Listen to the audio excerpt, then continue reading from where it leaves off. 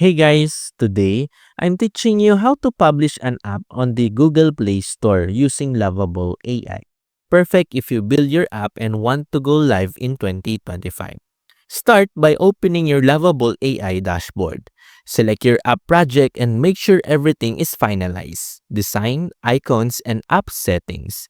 Once ready, click Export and choose Android or AAB format for Play Store publishing. Lovable AI will generate your app file. Download it to your computer. Next, go to your Google Play console and sign in with your developer account.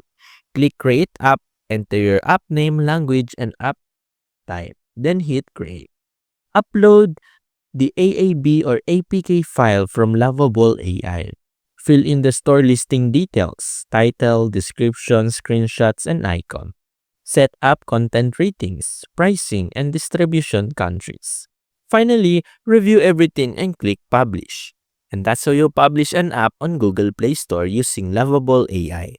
Fast, easy, and perfect for launching your 2025 app.